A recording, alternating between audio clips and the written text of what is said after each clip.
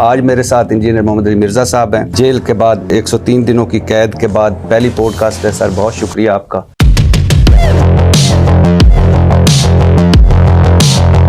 आपको घर से टेलीफोन आता है कि पुलिस वाले आए हैं, आपसे मिलना चाहते हैं और आपने जवाबन कहा कि इन्हें एकेडमी भिजवा दें। मगरिब की नमाज पढ़ने के बाद मैं एकेडमी में आया। डीएसपी साहब थे, ताज़ा ही उन्होंने किसी दूसरे सिटी से इंपोर्ट किए थे। इसी काम के लिए? जी जाहिर है, इसी काम के लिए।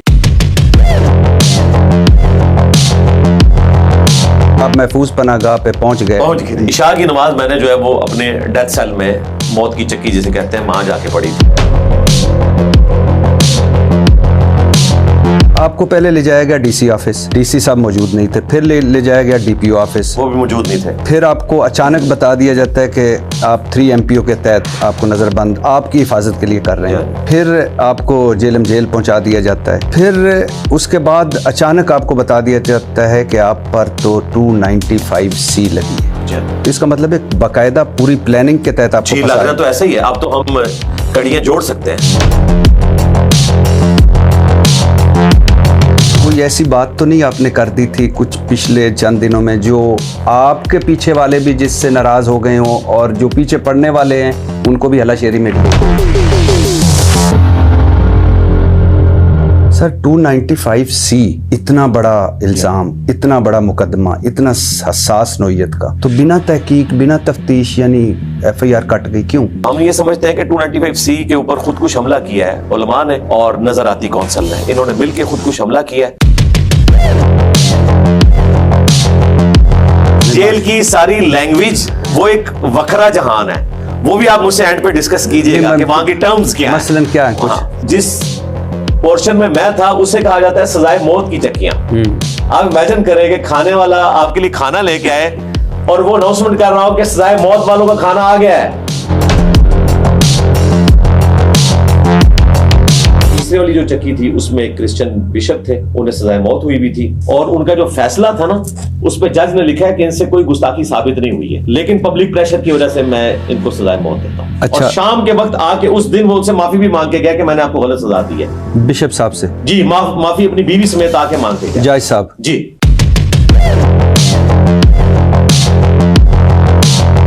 मुझे ये बताइए, सुना है मैंने कि आपकी चक्की और इमरान खान साहब की चक्की की दीवार एक थी। हाँ, बीच में एक दीवार इकट्ठी।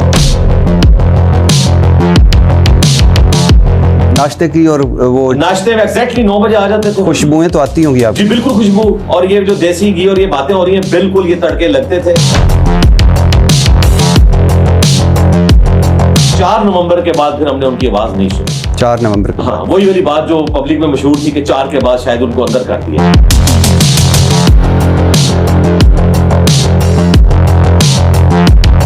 मैंने सुना है कि आप पर 295C का जो पर्चा कटवाने वाला मुद्दई है, ये वही शख्स है जो ना सिर्फ आप पर पहले भी FIR कटवा चुका है, ना सिर्फ आपके वालिद पर 324 की FIR कटवा चुका है, बल्कि ये वही शख्स है जिसके पीर ने आपके सर की कीमत भी 5 लाख मुकर्रर की थी।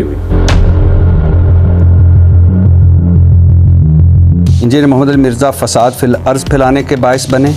आपने ना सिर्फ तौहीन रिसालत बल्कि तौहीन कुरान के भी मुर्तकिब हुए। आप पर तौहीन कुरान की दफात भी शामिल की जाएं और NCCI अफसर ने भी जानबदारी का मुजाहरा किया, एक साइड का यानी आपकी तरफ का पेश किया सारा कुछ और दूसरी तरफ का नहीं पेश किया। और पाकिस्तान की मसीह बिरादरी को भी मरासला भेजा जाएगा और तहरीरी तौर पर इनकी राय भी ली जाएगी। इस नजराती कौंसिल को जब ये भेज रहे थे तो मैंने जो डिप्टी डायरेक्टर थे उनको कहा कि आप उनको ना भेजें, क्या प्रेसिडेंट है? उन्होंने कहा नहीं, ये अब हमने आपसे ही आगाज करने लगे।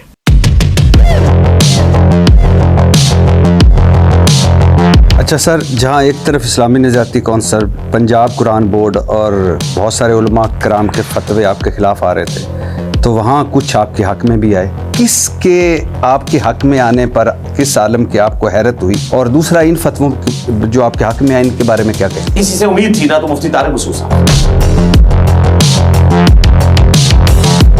आपको हैरानी नहीं हुई कि मेरे और आपके प्यारे मौलाना तारिक जमील साहब नहीं बोले, खामोश रहे? नहीं, मुझे पहले पता था वो नहीं बोलेंगे।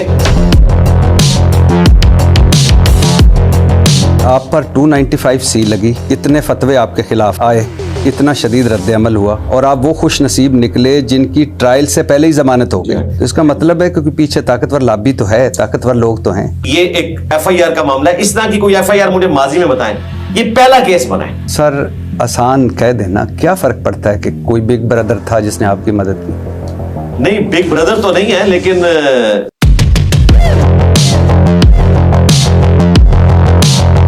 और मैं एक बार फिर पूछ रहा हूँ सर, वाकई भाभी को खुशी हुई थी?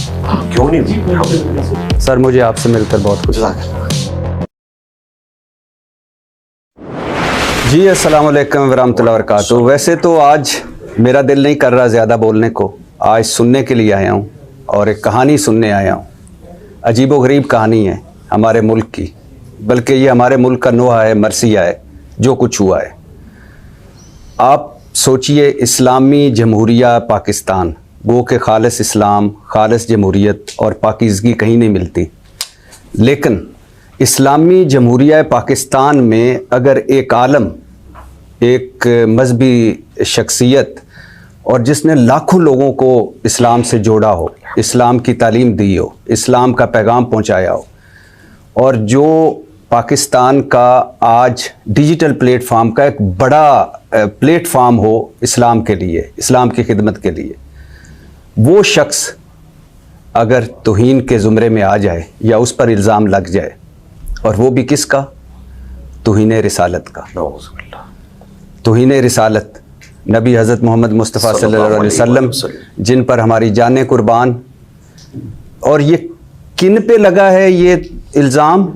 जिनकी बात शुरू होने से पहले दरूद, बात ख़त्म होने से पहले के आखिर में दरूद, और जिनका नारा है कि मेरे नबी सा है ही कोई नहीं सल्लल्लाहु अलैहि वसल्लम। मैं बात कर रहा हूँ इंजीनियर मोहम्मद अली मिर्ज़ा साहब की। 103 दिन 3 जेलों और FIA या NCCIA के हवालात और कैद, असीरी, तौहीन रिसालत के इल्ज़ाम में। आप अंदाज़ा लगाएं कि अगर इंजीनियर मोहम्मद अली मिर्ज़ा साहब पर यह इल्ज़ाम लग सकता है, और ये मैं वैसे हैरान हो रहा था इन दिनों कि हमारे बहुत सारे उलमा इससे गुज़रे हैं, लेकिन उन्होंने कुछ नहीं सीखा।